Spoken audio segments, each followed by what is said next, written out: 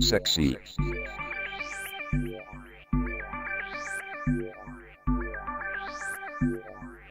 Sexy pants. Pants. Sexy pants.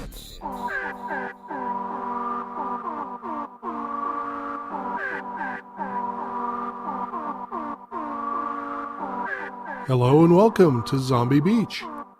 Wear your sexy pants just for me.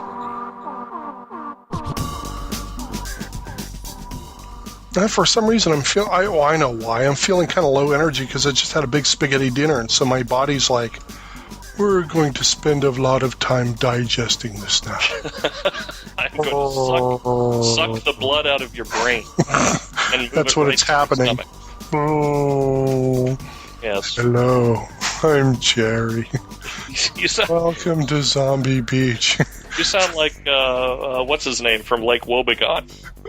Oh, I haven't seen that. Oh, wait, Garrison Keillor. Garrison Keillor. You sound like it was a lovely day at Zombie Beach. Old Bill was in front of the grocery store, and the kids were knocking a tin can down the street. The sun was shining, and the birds were singing here at Zombie Beach.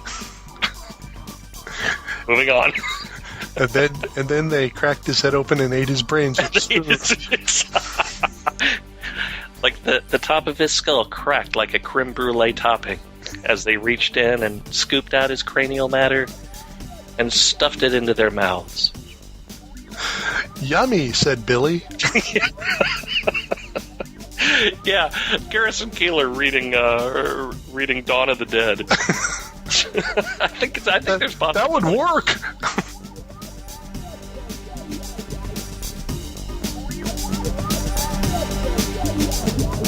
Disco dancing in your sexy panties. Disco dancing in your sexy panties. Pants. Pants.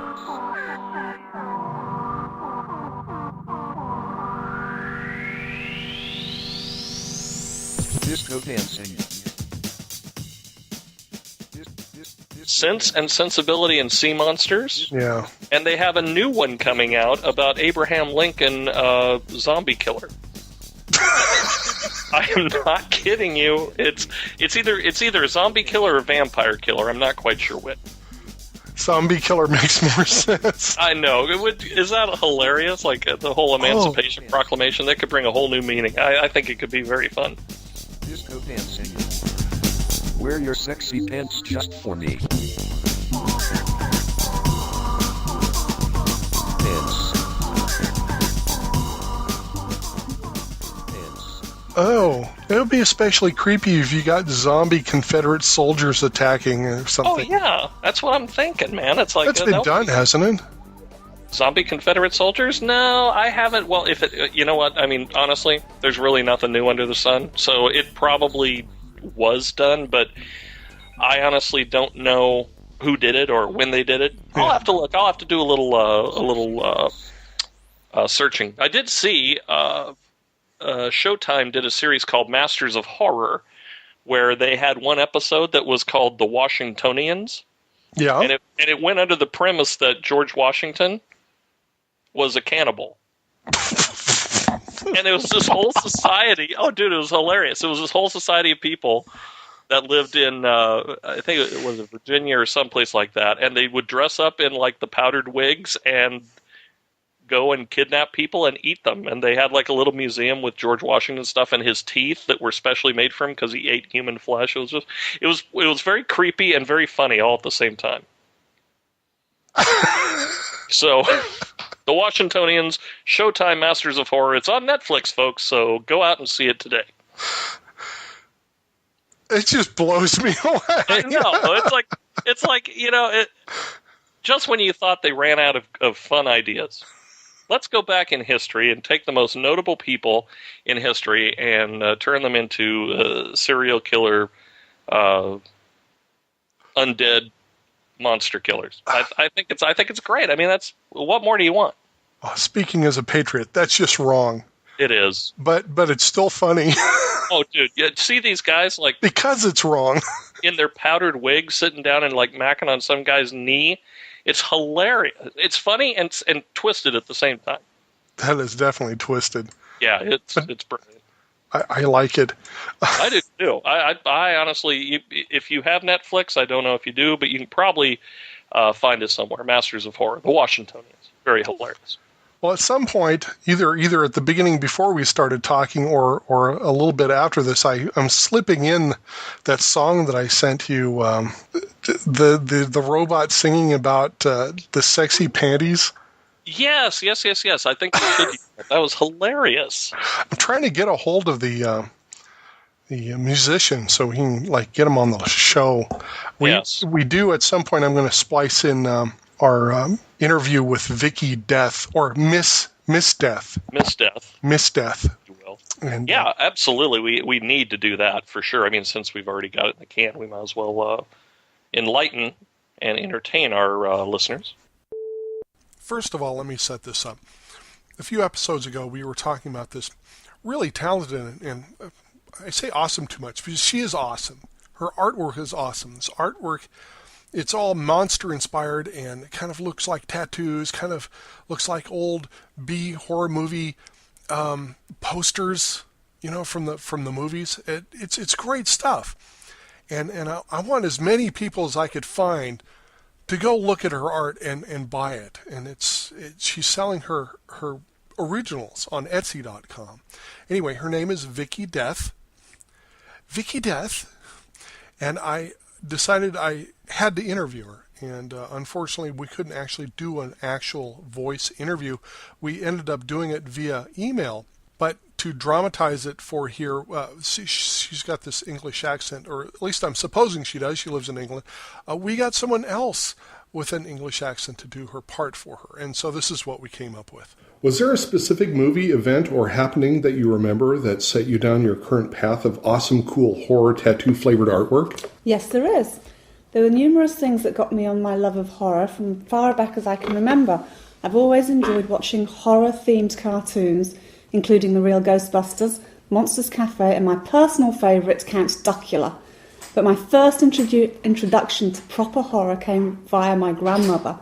At the tender age of 4, I recall being sick. Both my parents had to work, so I spent the day at my grandmother's house. I remember lying on the couch, feeling totally like crud. She asked me if I would like to watch a movie. Dragging a huge crate of video cassettes to the couch for me, I leant over and rummaged through them, rummaging away, seeing if there was anything that took my fancy. Suddenly I picked up this cassette that had a rather freaky-looking guy on the cover and the title reading The Texas Chainsaw Massacre. I was curious to see what the hell this was about. And yes, my grandmother was crazy enough to allow me to watch it. I don't think I slept for a solid month after seeing that film, but from that my love of horror became. So I guess I have my grandmother and Leatherface to thank. Over the years, my artwork gradually developed a flavour for the macabre. I was always the kid in class whose artwork contained blood or a monster or something grotesque. Not very many people liked it, and of course my art teacher hated it, but it made me want to progress more down this field.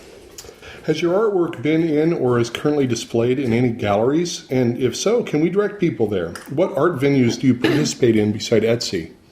Sadly not. The only time my artwork was displayed in any sort of gallery was when I was a student in university. I studied art, media and design, specialising in fine art. And even then it was showed only in the corner of the room due to the bloody contents of the piece. I do hope to get my work into some galleries sometime in the future. As for art venues, Etsy is pretty much the main place to get my art from. As all the artwork I sell are original, sadly I haven't got the funds to make any prints as of yet, then I find it easier to stick to one place and sell my work from. But you can find me and my work on various sites, including DeviantArt, www.vicky-death.deviant. You don't have to read that part. Oh, I don't. Yeah, I'll just put links There's in. links in there. Oh. Yeah, you could catch the links out on our site .zom.com. On DeviantArt, you state that you're a mad scientist. Can you elaborate? I sit in my laboratory, drinking tea, smoking cigarettes, and blaring out my music to which I create my monstrous artworks. I have a servant, Igor, who is paid in cookies to clean brushes and provide me with cups of tea and make sure that the paper is ready. My hair currently looks like something Dr. Frankenstein might just be a tad envious of. You also state that one of your life's goals is to herd llamas. How many llamas are in your herd? Currently 12, but I'm aiming for 30. Do you have any questions for us? Yes, Jaffa cakes or hobnobs. Jaffa cakes, I guess. Those are the ones I like, right? Yeah, I mean, I haven't ever had hobnobs, so I don't know. Oh, okay. Here's Dan's questions. Given the choice between being trampled by a bunch of midgets or getting a box of black widow spiders, which would you choose? Tough call. I'll gun for the midgets, though. After all, it might feel like a back massage than a trampoline. Have you ever used a Ouija board, and if so, who did you contact? Did you get them directly, or did you get their dead agent? I have used a Ouija board before. It was at my friend's house. Sadly, we didn't receive any contact, but hey, I was about 10 at the time, so perhaps I wasn't contacting them right.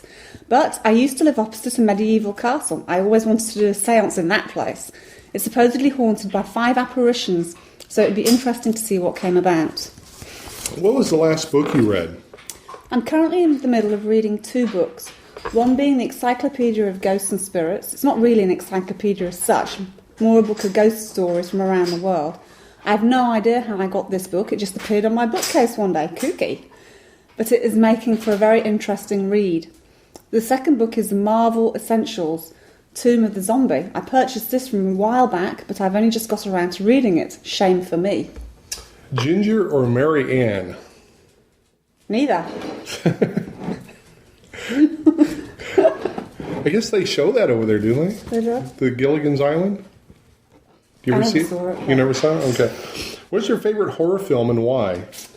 I can't choose just one favourite. I have a few favourites. My favourite Universal monster movie is The Bride of Frankenstein. I love how that film shows the more human side of the monster, and all he wanted to do was be a friend... how all he wanted was a friend who didn't judge him for what he was or looked like, and how Elsa Lancaster looked. She was a beautiful lady, but even more so as the bride. I also love The Brain That Wouldn't Die. It's so bad that it's good, and Jan as a doll, fighting for her right to be dead and not messed with. I dig that. And also another favourite is the original Chainsaw Massacre. Apart from being the film that introduced me to horror, I love the art side of it and how it was filmed, and how there is in fact very little blood and more of a psychological element that Toby thank you, Toby Hooper put to the film. He made it a horror film that was believable. There's always going to be a madman on the loose somewhere in the world, just waiting with his chainsaw to dice you into pieces and make you into home furnishings and face masks. If you had 24 hours to live, what would be the last thing you would want to do before you die? Oh man, if I knew I only had 24 hours left before I kicked the bucket, it'd probably be wasted by just relaxing. I highly doubt I'd actually do anything crazy. Drinking tea, watching horror flicks, listening to my favourite tunes and hanging with my closest friends would be how I'd want to go out. Wild, huh? That's probably how I would do it. Peanut butter is to jelly as George Romero is to... creating the best zombie films ever. All right. We're all about zombies here. Thank you. And so that was our interview with Vicky Miss Death. And make sure you check out her link on her website and go look at her art. Buy some for a friend. If you're into like horror or B movies or something, you're going to love this stuff. Anyway, that's my plug for her. Back to the show. By the way, I'm sending you a file of a song that I'll bet you we could probably get the rights to use it somewhere. It's very funny. Oh, cool. I think you would enjoy it. It's called Hardy Drinking Men by Andy Preboy, whose album came out a couple days ago. All right. Is this someone you know? Not personally, no. He actually was the lead singer from Wall of Voodoo. Oh, awesome. After Stan Ridgway left the band, and I think he did 3 or 4 albums, and then went solo. Had a couple songs covered by Concrete Blonde, and he's probably one of the greatest live performers I've ever seen. He kind of reminds me of a sardonic, burned out piano bar singer in like Barstow, California, with an amazing sense of humor and a penchant for show tunes. Sounds like a winner. Dude, it's amazing. He wrote a musical called White Trash Wins Lotto, based on the life of Axl Rose, loosely. It's hilarious. I mean, it is, honestly, this guy is one of the more underrated singer-songwriters around. He's funny and smart and witty. He's like Danny Elfman. He's kind of got that vibe to him, but not as dark, but more sardonic. Oh, okay. Well, we'll end the show with that. Yes. Also, while we're talking about music, I did get a hold of one of the main guys from Blue Wave Theory. Yes, yeah. What did they say? They're happy that we're using their music, and he would love to come on the show with us. Now, what was his name? Nick Nice or something like that? No. That's the guy who did the sexy robot panty thing. I'll have to look it up. I don't have it right in front of me. Darn it. Martin McNasty or something? Is that? It seems like we're getting people with just with very interesting names. We had Vicky Death. Now we got Nick Nice. So who knows who's next on the hit parade? His name's Steve. Well, thank God. Steve Sinister. That's probably his last name. Steve Badass Musician is what he is. Yeah. We've got, actually, I have to say this, and this is much kudos to you for having the ability to go snoop that stuff out, but you've found some great music. I just stumble on it, and I hate to keep on harping on Second Life, and virtual reality, because I know everybody's going to get sick of hearing about it, but I find the coolest stuff in there, and it's just like the most amazing people show up, because it's this hotbed of creativity. Because that's all you could really. You can either go in there and create things, or you can go in there and disturb people. There's one or the other. But the majority of people go in there and they're doing things, they're creating stuff, because it's not a game. It's this big environment where you build things. It's kind of like share it, and sell it. It like real life. It's the life you create is what you get. Yeah, exactly. It's not a game. It's life. That's why I call it Second Life. This I bought for my beach house in there. I bought a jukebox, right? And so the jukebox, of course, it is just a computer program, but it looks exactly like a jukebox, and it works like a jukebox. And it connects to all these different radio stations that get piped in through the world. And also you can upload a bunch of your MP3s and it will play them through the world and in the world, so you could party with them, right? Oh, interesting. Well, one of the things the main radio station that I kind of belongs to the company that produced the jukebox was featuring this music, and that's where I heard the Dance with Your Sexy Pants for Me music. Right. And I'm like, and a bunch of others, I'm like, this is really good stuff. But it was really hard to track down who did it. And when I finally did track it down, I loved the entire album, and I bought it off of iTunes. Wow. And so there's people in there who are doing really creative stuff, and hopefully they're going to make it easier to find it outside the world. I know they're working on that right now, but I came up with a kind of a slogan for it. It's like, to obscurity and beyond.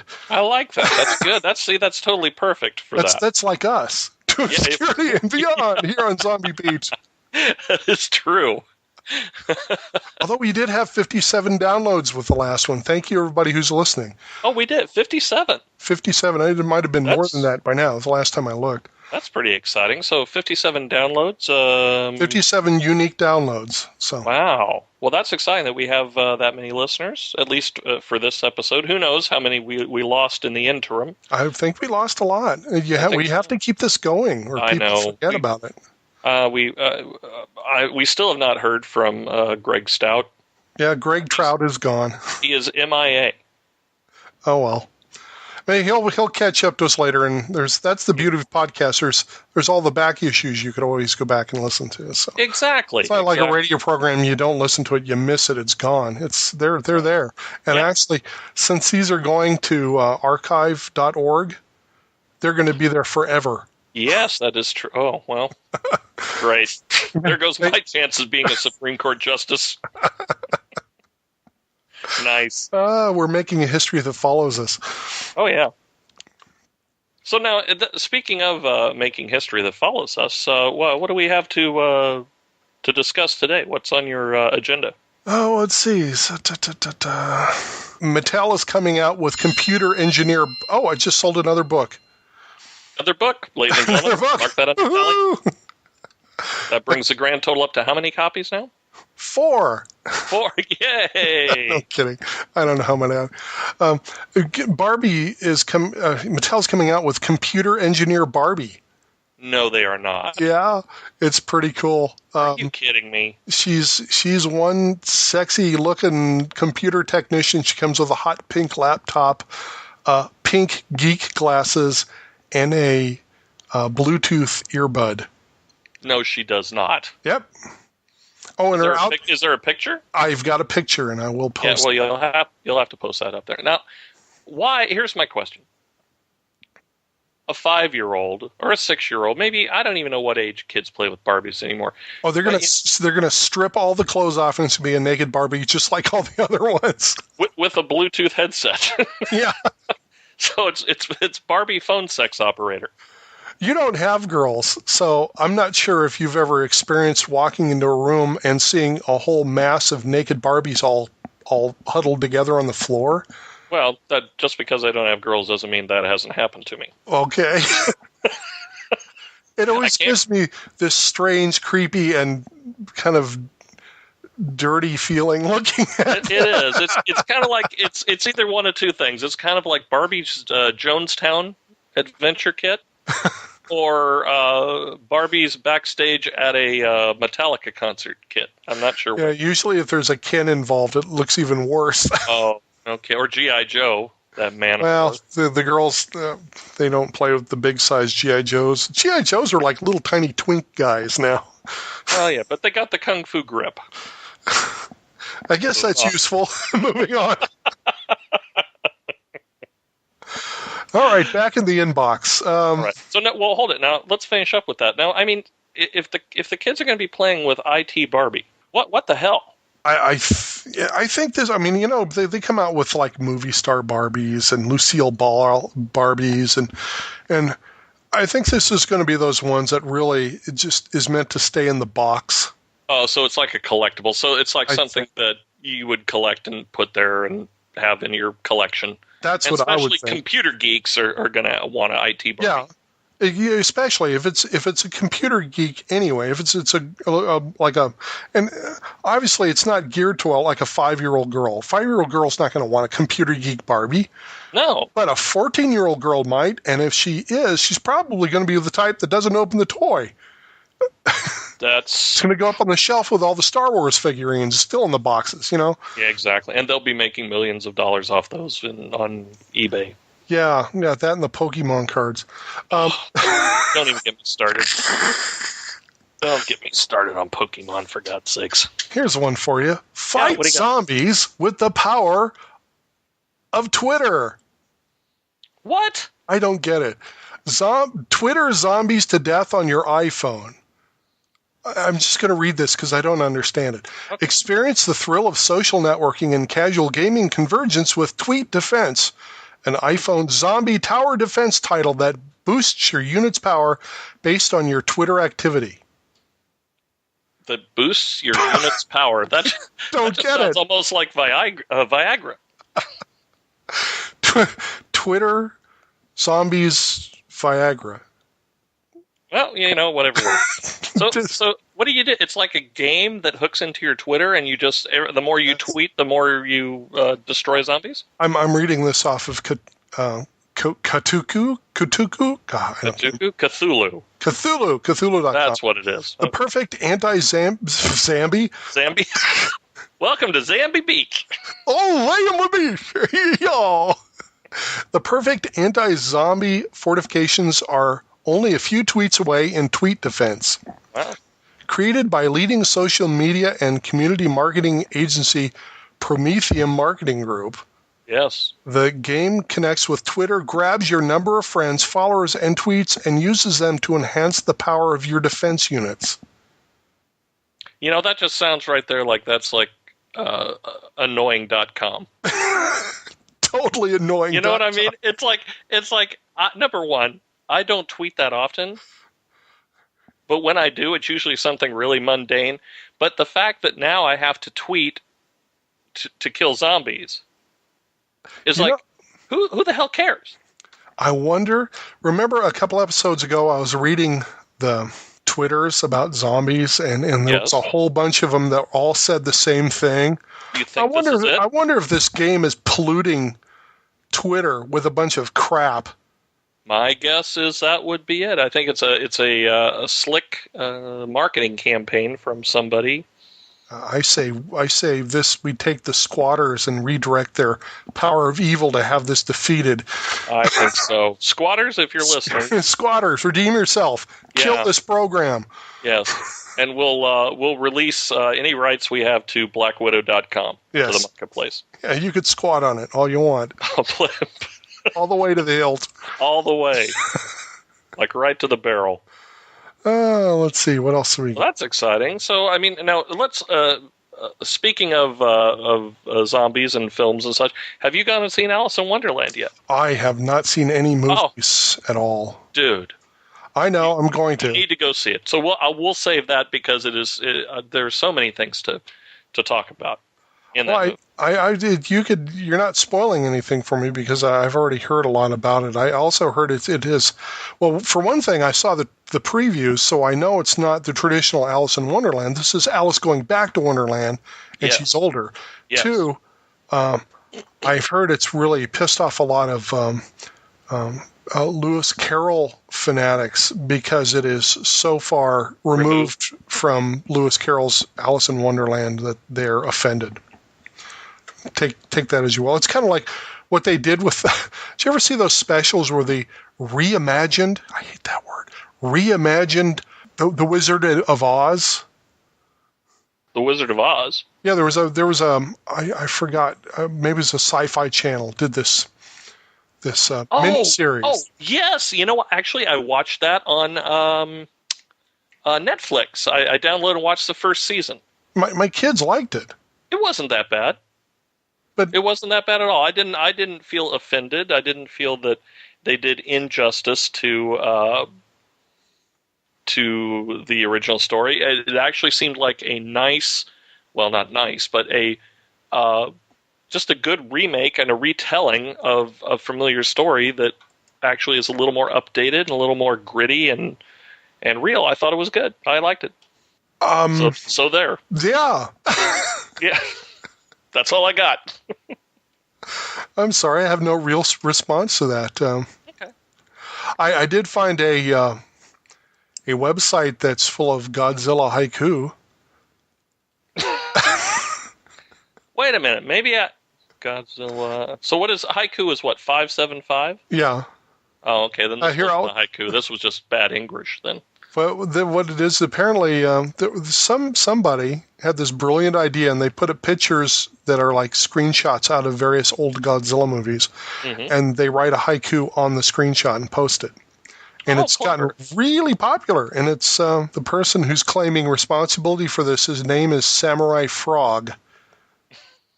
At least that's what he's claiming to be. I'll read today's. Yeah, please. It's Godzilla facing Mechagodzilla in a kind of a smoky environment. I think they're standing in the ruins of a rubble, Tokyo in rubbles. Japan's tendency to turn nature into mech is hurtful to me. Wow. I think that's Godzilla talking to Mechagodzilla. You know, here's the thing. This is what I love and hate about the internet at the same time. The fact that whatever comes into your mind, you can just throw out there. Mm-hmm. Well, ironically, kind of like this show. Wow. All right, scratch that last one. So, yeah, I love the internet. Me too. It's awesome. It is. Let's see. We can do. Well, hold on. Let's do a haiku about Zombie Beach. Oh, I Here can't. at Zombie Beach, Dan and Jerry like to talk About much. nothing at all. About nothing at... No, that's 6. Oh. Here at Zombie Beach, Dan and Jerry like to talk much, even though they suck. Okay, there you go. That's our haiku. That'll work. If you can do better, please type it at our website and leave us a haiku, and we'll read it on the air. Yeah. Or on the .som.com. How many syllables is that? .som. That's 4. So at 5 it would be at .som.com. Leave your haikus today on as a comment. No, that's 7, 8. And we will read them. And we will read them. There you go. Perfect. So if you can do better than that, haikuers. I think we just lost everybody. Yeah, I think so. I think if they were smart, they would have cracked open a haikuers and would watch the game or something. Chug. I found I can't really describe it here in its full glory, but I found a video site called Larry Carlson's Videos.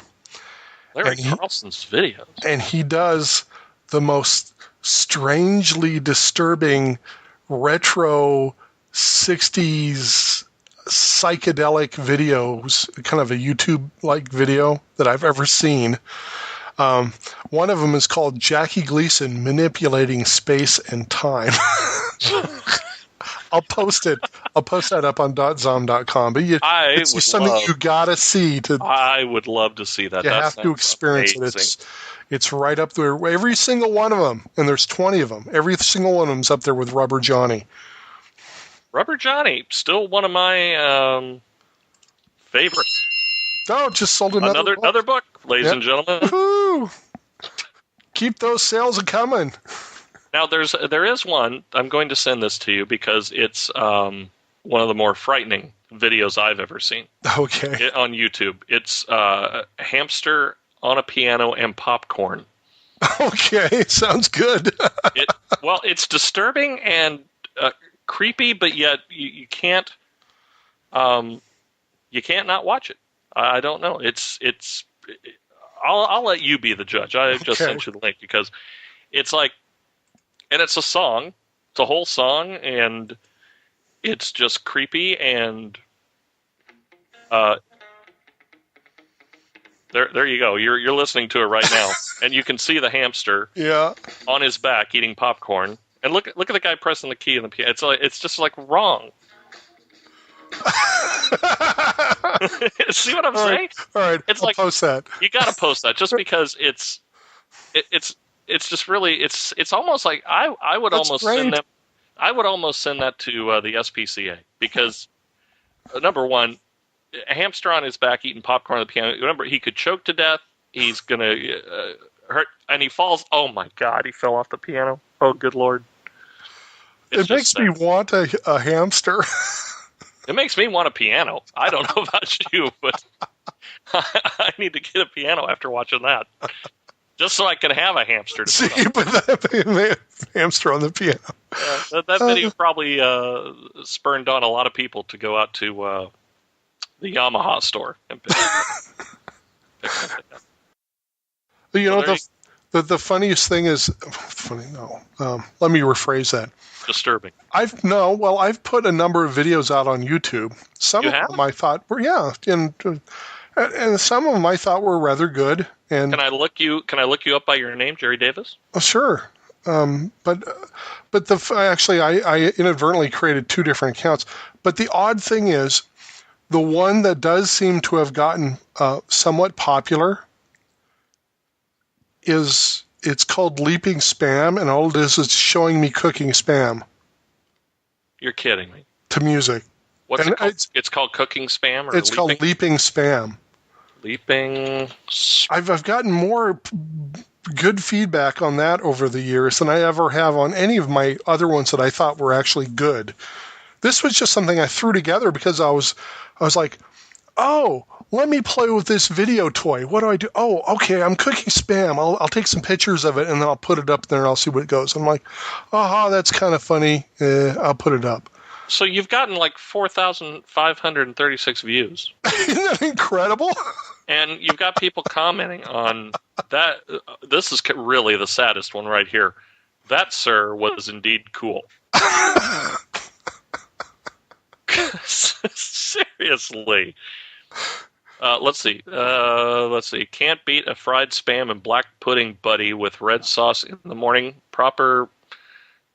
I don't know. That's really kind of frightening. That's really, really frightening.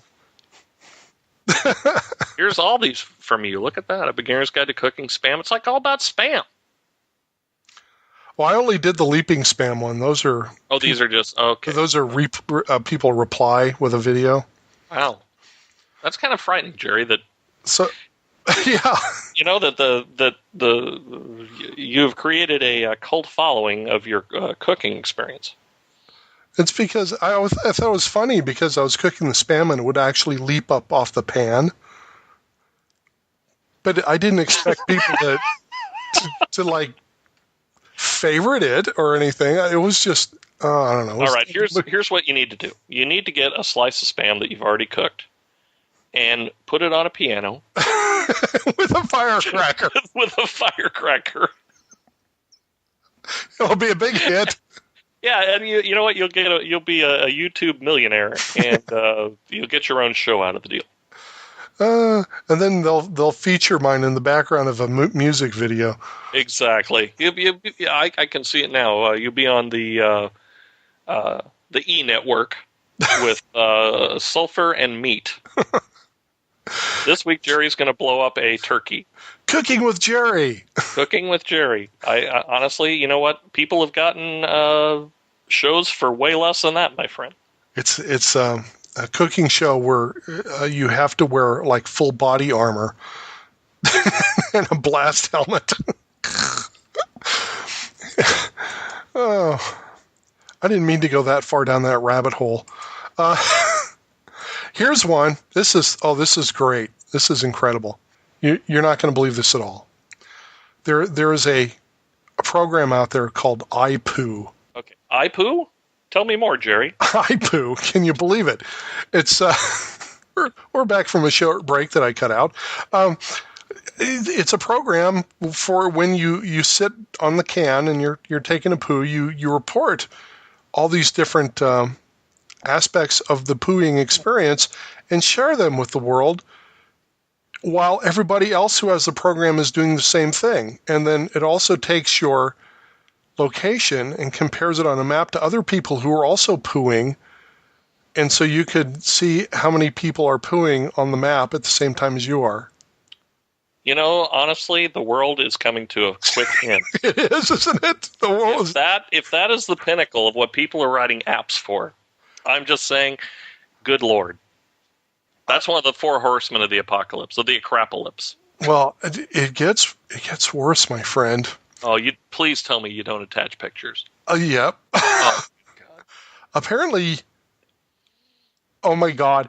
Apparently you could, you're okay, I'm finding it hard to move forward with this. Yeah, well, we're already down the rabbit's hole, so we might as well just finish the journey.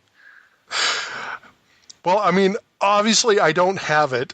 I'm just looking at the screen on oh, you did not? Okay. I did not buy this. You did no. not download it, so to speak. But it apparently encourages you to take a picture of your feces. Your I was going to fecal matter. I was going to say specimen, but nice. I was trying to step back in it, but instead I stepped in it. Thank you. But it also looks like there's an image stream, so to speak. So apparently I don't know, I guess if you click that, you get a stream of poo pictures. Can I just say this? Sure. Anytime you use the word streaming and poo in the same sentence, There's a serious problem. Indeed. I am just saying. Oh, and on this program, you don't have profiles, you have poo files. Oh, good Lord. And you have hot and popular poos in the poo stream, which I kept reading as poo steam. Oh, that's even worse. That ain't right. It keeps all these stats for you, too. You can see how many people are doing it at the same time as you, the total weight of it, how much water is being flushed, the amount of methane gas being released. Dude, that is hilarious. Squares of toilet paper being flushed, total cost of all flushes, paper plus water. Number of clogged toilets. I guess if you clog the toilet, you have to report it.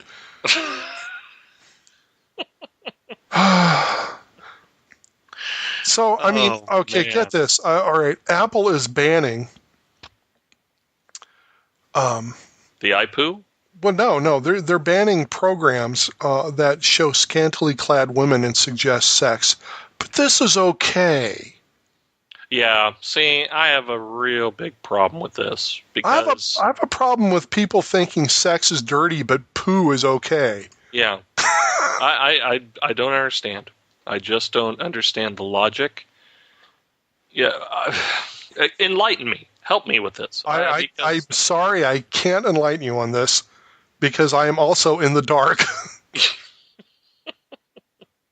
And it stinks.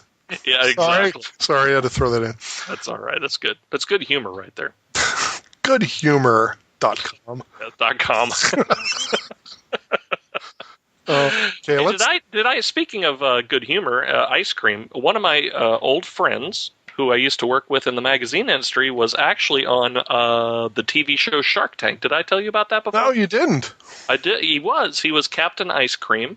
Captain Ice Cream. Captain Ice Cream. The guy came up with a business model of being like the ice cream man on a moped. He specially designed a moped with an ice cream unit on the back and had a branded line of Captain Ice Cream products, and he went on Shark Tank to try to pitch his idea. And the funny thing was, they panned him. They ate his ice cream, but they thought his idea was horrible. And but he told me, he said after that show, he had all sorts of calls, and he got somebody to invest in his company, and he's now making a bunch of mopeds. He's got enough capital to make like 8 or 9 mopeds to get the franchise going. Oh, look at that! That's awesome. So see, it's like, you just never know. Even though you go on a show and you don't win, it's like American Idol. If you're in the top 10, you're still a winner. Yeah, it's the exposure that's that. Honestly, yeah, it's like, and he's such a nice guy. That's the beautiful part about my friend Tim, who does Captain Ice Cream. In fact, if you want to go to the website, I believe it's captainicecream.com. Oh, let me type it in. Yeah, check that out. He's a good guy, and he's one of those guys that, like, have you ever met anybody who just like falls into amazing things? Well, that would be you. Yeah. Okay. Good call. But oh yeah, look at his ice cream. Yeah, he's got this. That's awesome. He's got this whole gig going on. I mean, he has been one of the most amazing people. He I think he spent like $40,000 or $30,000 of his own money to make a movie trailer because he's trying to privately fund a movie called Cruise Night. I think he has cruisenight.com or something like that, where he made a trailer for like a 1970s kind of American Graffiti type movie. And he's just one of those guys that like falls into these amazing situations in life. It's like pretty amazing. He did a whole high def video of it, and he's just trying to do his thing. The thing I admire most about him is he's one of those guys that really just follows his passion. Well, that's awesome. That's what we all do. So interesting. I think so. I mean, mortgages be damned. Yeah, that's a problem. I know. That's why I avoid them. Exactly. I've been trying to avoid them too, but they keep calling every month. I know. What the problem is. Well, I mean, I actually, after I got out of my last house, I refuse to own right now because I want to be able to pick up and, move as the spirit takes me, which I seem to have done a lot lately. Yeah, and there's isn't, correct me if I'm wrong, But isn't there an amazing freedom in that? There is. It leads to lower stress levels, but you have to also invest a lot in your car. Yes, that is true. Because that's your one. In fact, I'm actually my car. I'm going to knock on wood, knock on things. My car should be paid off this year. Get out of town. Now, what are you driving? What kind of car do you drive? I drive a Dodge Stratus. Oh, wow. I guess it's a medium-sized car, or at least that's what Avis would call it. To me, it's still kind of small, but because I bought it during the post-divorce bad credit era. Sure, I'm paying as much for it as I would have top-of-the-line Mercedes. Oh my gosh! But Dude, so I'm sorry to hear, but it's almost paid it off, and it's actually yours. And if you hang on to it for another 10 years, you'll get about a third of your money out of it. Yeah, and but what I'm actually thinking about doing is because there's two things I could do, and I'm not sure if this is really relevant to the show. But one is I can maybe listeners. Well, why don't you advise me when it's paid off? Should I take it and like sell it and then buy a new car so I have a reliable car? Because that's like a really important thing. Or should I just save my money that I'm not paying for a car and then buy a second car used so that I always have a car in case one of them breaks down? So that's what my dad does. Right. He would refuse to buy a brand new car. He doesn't want to make payments, but he'll take money and he'll buy a car and then he'll keep it running and then he'll buy another car and keep it running, and then he's always got two cars. Well, that's a very interesting thing to ask. My wife and I went through this thing called Financial Peace University with Dave Ramsey. Don't know if you know who that guy is. And one of the things he talks about, he goes, look, everyone wants to buy a new car. He goes, however, it really doesn't make sense to buy a new car because what happens is you spend all that money on a new car and it immediately loses 40% of its value the moment you drive it off that lot. Yeah. Especially if you're making payments on it. Yeah. If you're making payments on it, you've already lost money. What he suggests to do, and I thought this was brilliant, he goes, buy, pay cash for a beat up, junked out, at least semi-reliable car. Mm-hmm. But sock away the money that you would be making on payments for a new car into like a high yield bank account. Mm-hmm. And he says what you do is you sock that away and then you figure like what? Most car loans are 3 years? Mm-hmm. He goes, you sock that away for 3 years, the money that you would pay on new car payments, take that money, buy a used car, cash, flat out, because you can obviously negotiate a better price if you've got cash, and keep socking the money away per month. And he says, if you do this right, you can own a decent car free, basically, for the rest of your life. Because the money that you keep putting into that account is generating interest. And so when you pull out the money to buy a car, you keep buying, obviously, like say you could pick up a 2000 or a 2004 even at a decent price where you could pay cash for it.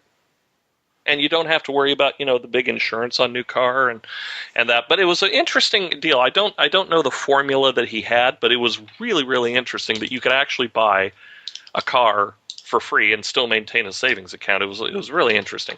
Devil's advocate on this. Go ahead. When the car breaks down, there goes all your money. Well, yes. There's always that. But I mean, any car is going to break down. But what? No, it's not. No, it's not. Mine's not going to break down. No. Then you know what? Here's what you need to do: buy a freaking unicycle, because you only got one wheel to worry about and one set of pedals. That's all you need. and I would pay, FYI, I would pay $1 to see you riding that. I actually had a guy in school who used to ride a unicycle to school up in Oregon. Same here. And, I've always been interested. And I've actually sat on one and tried to learn it while holding onto a rope that was tied to a rafter in a garage. Never quite got the hang of it. Dude, that sounds like one of those scary things you read about people who killed themselves. You're really, well, yeah, I had the rope around my throat, so if I fell, it would hold me up, right? We don't know what happened, ma'am. We found the... We found him hanging there in the unicycle underneath. And a clown suit. We don't know. We suspect foul play. We'll be arresting the duck later today. Yes. At first we suspected the Unabomber, but he was already in jail. The unicyclist. The unicyclist bomber. He wouldn't get away very fast. Go get him. It's like the OJ slow chase on the freeway. Really? You can't catch him because he keeps going backwards really fast. Yeah. backward, forward. Ah, I'm so confused, and then he runs over your head. It's a slow speed chase down Main Street. Oh, he's now juggling. And that was Zombie Beach, ladies and gentlemen. And music by who again? Who was our music by? The in music? Music by Lokomoo. Lokomoo. Let me make sure for all your transportation and bovine needs. Let me make sure I'm pronouncing that. Lokomoo. Lokumu. That's the name of the group. But the guy who was running it, I think his name was Martin Neese. Martin Neese? Or Nice? It's spelled nice, but it's pronounced Neese. Oh, all right. So, I hate nieces to pieces, is what you're saying. I hate nieces to pieces. Wait, I love my nieces. I do too. You have some? I have uno niece. Uno niece. Por favor. Por favor. Dude, you got to hear that Hearty Drinking Men song. It's very funny. It's actually the por favor in the middle of the song. It's basically the bottom line of the song. It's about going out and drinking and getting absolutely hammered, and then they take the party to the donut shop, and they're trying to order eclairs and long johns, and it's very funny. I don't know. I think you would enjoy it. All right, let's listen to it.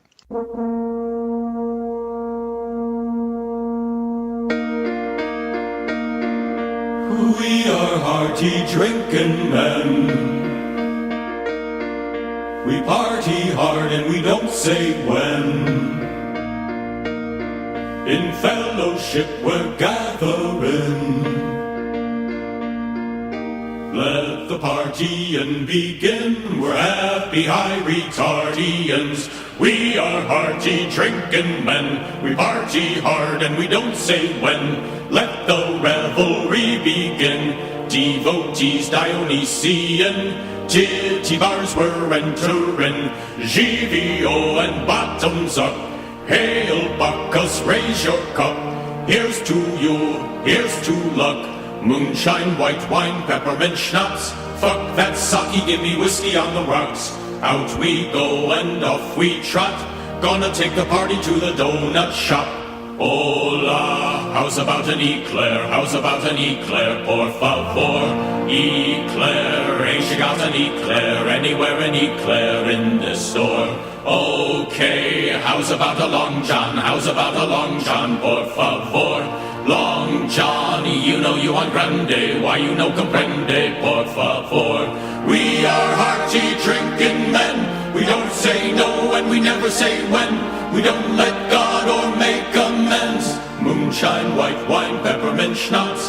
Fuck that sake, give me whiskey on the rocks. Shit-faced, fucked up, lubricated jocks. Taking that party to the donut shop. Donuts, donuts there en masse. On the racks and behind the glass. Drunk on our ass, we now harass. Guatemalan woman in a uniform dress. Guatemalan woman is very distressed. She's the sole proprietress. Hola, how's about an eclair? How's about an eclair? Por favor, eclair. Ain't you got an eclair? Anywhere an eclair in this store? Okay, how's about a long john? How's about a long john? Por favor, long john. You know you want grande. Why you don't comprende? Por favor, we are hearty men. We are hearty drinking men. We are Dionysian.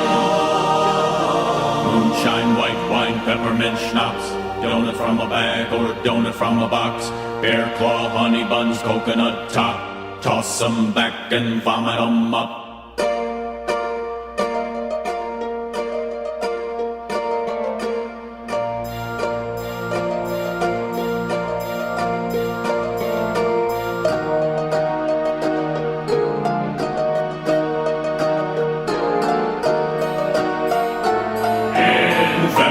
shipwork gathering. Let the revelry begin. Ice and Copacardians, happy high retardians, asleep on our front yardians, dead among our aliens. We don't say no and we never say when. We are hearty drinking men.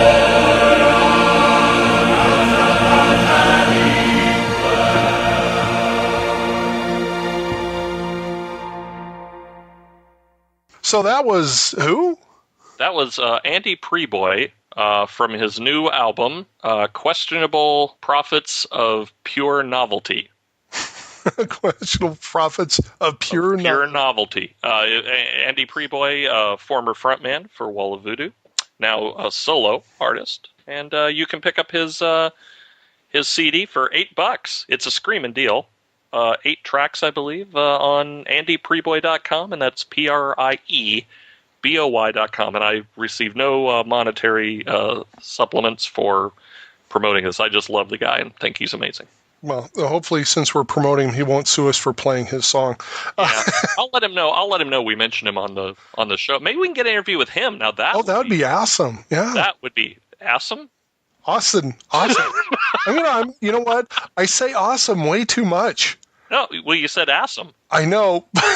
Were you just trying to mix it up a little bit? I'd say, I can't talk. That's all right.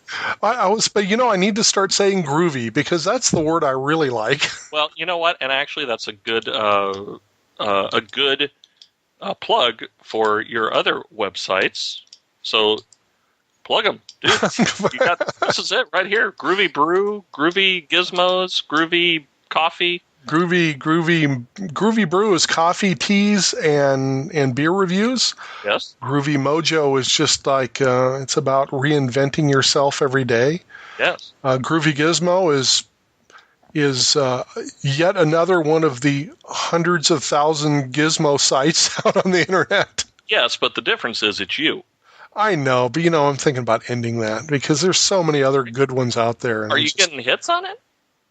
I'm not getting that many hits. Bastards. Well, all 58 listeners, will you please go to Groovy Gizmo? Don't let this site die in vain. Let it die.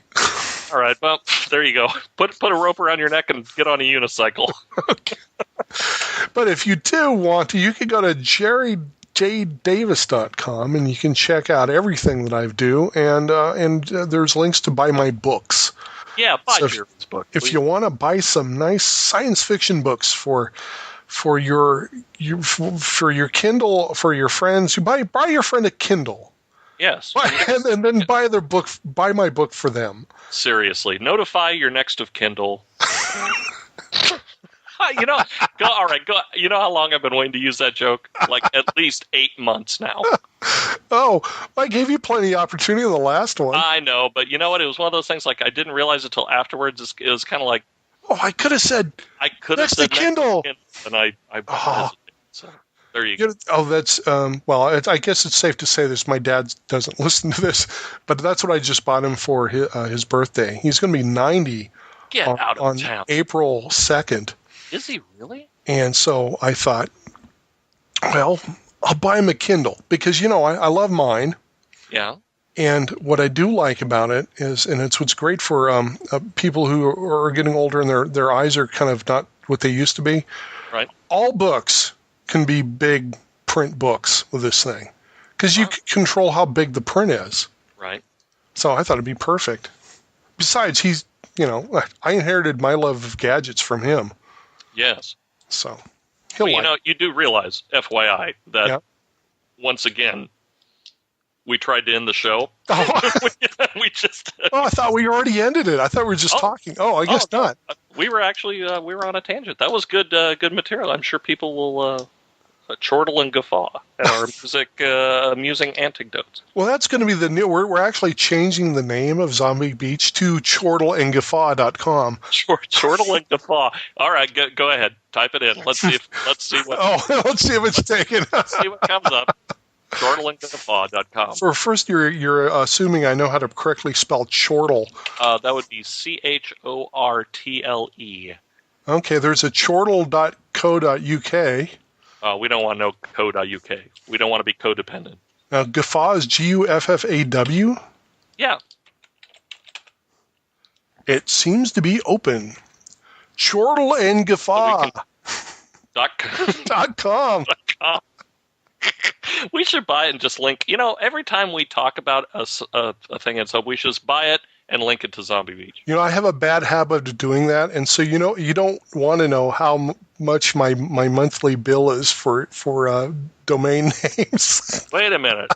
Are you a squatter? No. Are you squatting? I use them. Jerry Davis. After all these I have of podgroovy.com. I have, and that was my hosting site for podcasts. Right. I have I've been giving them up. I haven't been renewing them. I had what was it called? wickedglee.com. Yeah, I remember Wicked Glee. Now, is that still generating lots of hits? I don't know. I gave it up. It was I thought you were getting like amazing hits off that thing. Yeah, but they were all. It was not. How would you say, the demographic was not a good demographic, so it was practically useless.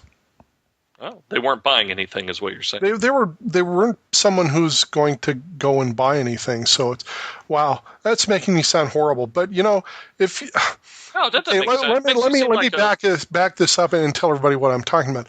I bought just as a whim, one of my whim ones. I bought wickedglee.com.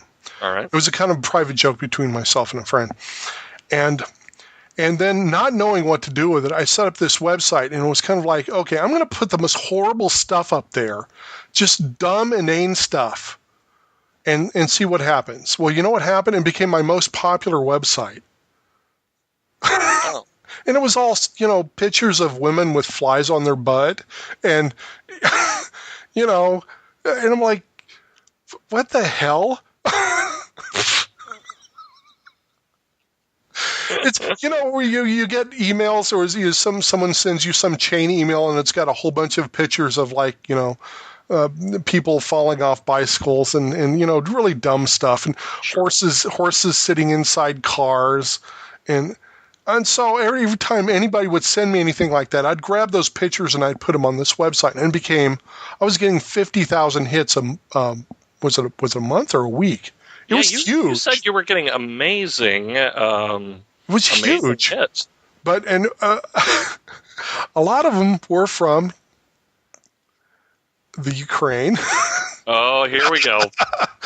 We go. Which is, I think this is how the Ukrainian hookers, the Kiev hookers, this is how they found you. Because I would also point to .zom.com every time we put up a podcast.